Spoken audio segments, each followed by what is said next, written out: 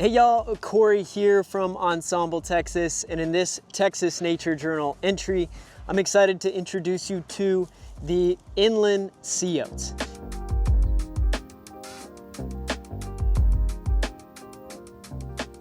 So Inland Sea Oats, commonly known as Indian Wood Oats, River Oats, or Wild Oats, is a really versatile and ornamental perennial Texas native grass. It's native to central Texas and found eastward all the way to the Atlantic coast. This plant thrives in shaded slopes and along stream banks. And with its striking seed heads that turn warm ivory in the fall, it's become a real popular choice in San Antonio landscapes.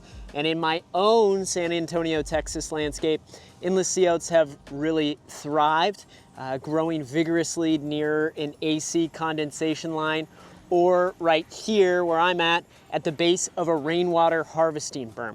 And the versatility and adaptability of this plant makes it perfect for erosion control along streams, slopes, and shaded areas. Inland Sea Oats can grow to a height of 2 to 4 feet.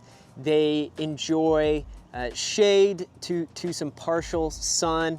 As for the soil types, they like moist sands, loams, clays, and tolerates, and in fact maybe prefers actually poorly drained soils. As for its water needs, it would be considered more of a medium water use plant. It can tolerate more sun with more water. So the more sun that your Inland Sea Oats will get, the more water that they will really need to thrive. Where are the Inland Sea Oats native?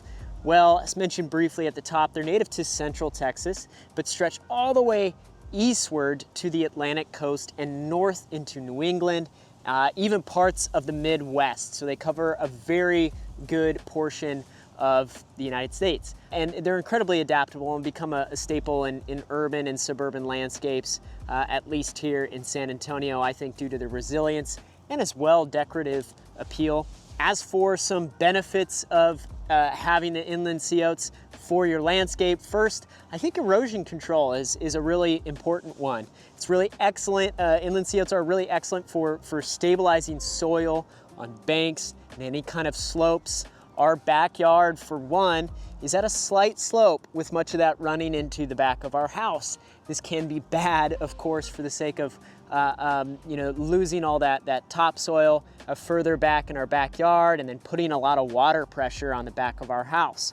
And so planting some Inland Sea Oats in key locations throughout our backyard, which we haven't done as much as we'd like to just yet, will be key for really holding everything, all that topsoil in place as much as we possibly can. It's something that you'd be wise to utilize as a homeowner as well if the need seems important for you. As well, the aesthetic appeal, I think, of the Inland Sea Oats is a major benefit. They have these decorative seed heads that provide visual interest throughout the summer, fall, and even part of winter. And then as well, it's a low maintenance plant. Once established, it requires real minimal care and can thrive even in pretty poor soil conditions. So this does, of course, depend on where you plant your Inland Sea Oats. As with reasonable moisture, they will have a tendency to spread or droop because the seeds are so profuse and the plant grows so well, as mine have on my AC condensation line, which I'm sure you'll have a cut of too here in this footage. Inland Sea Oats can be cut in half during the growing season to keep them more upright. And as well, this plant's very adaptable, so grows well in various light and soil conditions, I think making it super versatile for different landscape settings. I feel people in Texas often don't know what to grow under the canopies of their live oak trees. I know when we first moved into this property, that felt like a problem to us, but Inland Sea Oats are a really great option for that, as they can do really quite well and still be a very attractive, interesting plant in a rather complete shade. As for the benefits for wildlife, first and foremost, it's a food source. The seeds are eaten by various small mammals and granivorous birds. As well, the Inland Sea Oats can provide some essential habitat, provides nesting materials and cover for wildlife, birds, mammals, and insects. over the wintering seasons, insects can nest in the stalks here of inland sea oats. And so that's a pretty important value for your wildlife ecosystem around your house. It's a butterfly host plant. It's a larval host plant for several butterfly species, including the pepper and salt skipper and bronze roadside skipper. And then it's a deer-resistant plant, which can be a benefit, most certainly for many folks I know in our area here in San Antonio who have trouble with some nibbling herds. But it offers, landscape solutions at areas with high deer populations, right? And so it's not a problem for me, but in case that's useful for you, it's a good plant to have for that reason. So where is the best place to plant inland sea oats? Well, inland sea oats thrive in shaded to dappled shaded areas and can really enjoy moist soils. They are particularly effective along stream banks, shaded garden edges, or as well gutter and downspouts.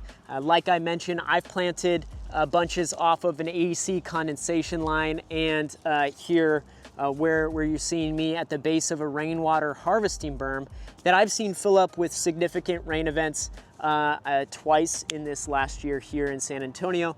But at a minimum, this is right off the edge of our driveway on a downslope.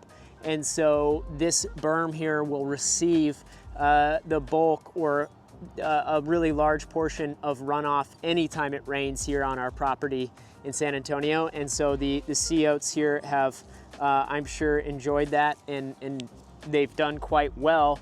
Although they get a healthy amount of direct sun throughout peak summer months, we're now approaching the end of summer, and so they're getting a little bit more shade than they otherwise have had. As for care and maintenance, inland sea oats are reasonably straightforward to care for once established. In fact, establishing them is really quite simple, especially if you choose a location where they might get a little bit more moisture or water contact than they otherwise would. It can be kind of a set it and forget it plant. But as for pruning, you can cut back down to the basal rosette, which is essentially where the leaves end after seed heads on the plant. You can cut that down during late winter for a tidy appearance and to promote new growth. It is beneficial to do that, perhaps as late as possible, because like I said, insects, which can then feed birds and other creatures on your property, do nest in the stalks over the course of winter, as they do with many other grasses, native grasses. And so that's something potentially valuable to consider. Maybe the biggest challenge with inland sea oats might be managing their spread. So these plants can reseed aggressively. I mean, you can see the abundance of seed heads here, even on just this small bunch of sea oats. So to manage their spread, remove unwanted clumps of inland sea oats annually. The more water they receive, the more prolifically they can spread. So of course this has pros and cons, if you hope to create some cover in a set it and forget it part of your landscape. But if you have an area that needs to be a little bit more well managed, that might be something that you should be cognizant of. As for watering, while a pretty moderately drought tolerant plant, inland sea oats could benefit from regular watering during really prolonged dry periods.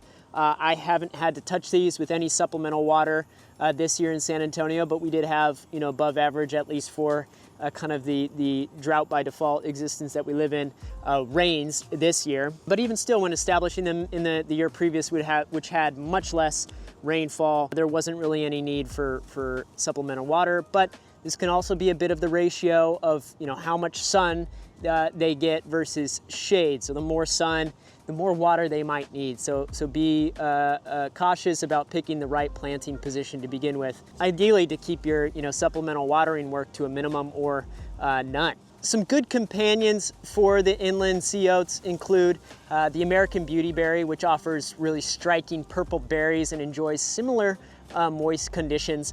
The Texas mountain laurel, which provides more of an evergreen backdrop in contrast to the oats seed heads. There's the Turk's cap, which thrives in the same light conditions and adds vibrant red flowers to the mix. And finally, the live oak, right? So it's ideal for providing the stable shade and supporting a real diverse ecosystem under its canopy. So what should you expect from the Inland Sea Oats on a season-to-season basis? Well, starting in spring, the new growth begins early in spring with the fresh green leaves. This is also really a great time to plant new seeds or transplant clumps from existing plantings as the plants start to revive from their winter dormancy. You want to beat them to the punch there, maybe late winter as early spring as possible. Once summer comes and the temperatures rise, Inland Sea Oats really do start to flourish, I think. Their lush green foliage reaches its full height, and by late summer you should start to see many of the decorative seed heads begin to form, turning from a green, which they do in late spring, early summer, as they start to have more of kind of a golden hue. And so we're here in late summer right now, and I would say that the seed heads have maybe passed a little bit of their peak, most attractive and full point. Some are starting to thin out. I'm seeing some start to fall to the ground. We're in early September here, before the official first day of fall, but temperatures have really dropped. It's really nice here in San Antonio right now. But once fall comes, the seed heads mature into that striking ivory or gold in fall and provide that visual interest and texture to the garden. So, I do think this period between late summer and fall is peak for the Inland Sea Oats. And then, depending on the timing and the conditions of how much sun the sea oats get, they start to thin out in this period as well. So it kind of teeters on the edge. I really enjoyed them throughout, even our peak summer conditions here in San Antonio this year. As for winter, after the first frost, the foliage does die back a bit and the plants turn a soft brown. This might be the ugliest point of the plant, but to maintain a tidy appearance and encourage really healthy, compact growth in the spring, it's best to prune them back, like I mentioned earlier, to the basal rosette, down where the seed heads sort of just begin. As for propagation with the Inland Sea Oats, it's a pretty easy plant to propagate and grow. To grow Inland Sea Oats from seeds, these seeds can be easily harvested and then sown. And so now might actually be the time just about here in fall to harvest these seed heads. And I have a few other locations on the property where I'd like to plant these. And so I'll probably harvest a good deal of those. I do have another batch of these elsewhere on the property too. But even, standing right next to me, behind me, is a comparative batch of Inland Sea Oats that were all sown from seed directly. And so they're in, I believe this is their year and a half of existence. And so about the half of height that, we bought just to transplant a 1 gallon planting of Inland Sea Oats. And so they've done pretty well already here, but it's fun to see this contrast at, we have this base of this rainwater harvesting berm where we've sown a whole bunch of Inland Sea Oats from seeds. And from the most part, maybe the first couple weeks, I kept them watered every few days or so. It wasn't something that I was super strict and maybe as disciplined as I could have been about it. But as you can see, it's not really something that was any issue. They took off rather easily.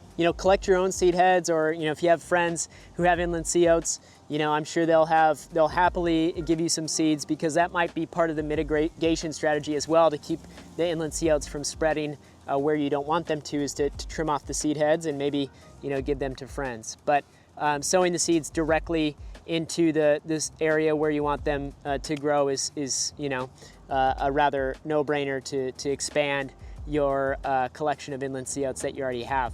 As for transplanting, transplanting Inland Sea Oats is pretty straightforward as well, to their really robust, resilient nature.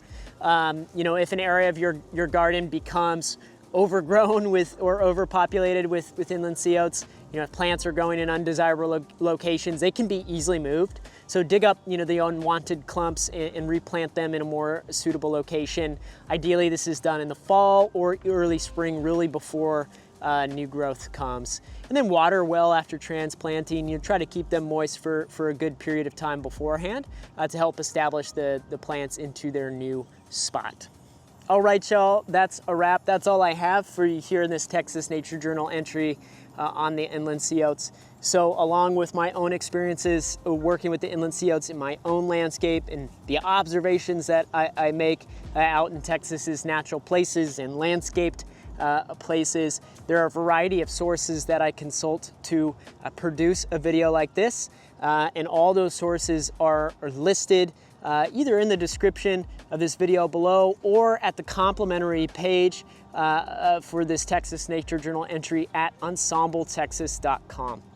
And lastly, if you want to get started with Texas native plant landscaping but don't know exactly how, be sure to check out my free cheat sheet at ensembletexas.com. Getting started with Texas native plant landscaping. You can find a link to download that completely free, again, in the description down below. All right, y'all, I hope you enjoyed this Texas Nature Journal entry. Until next time.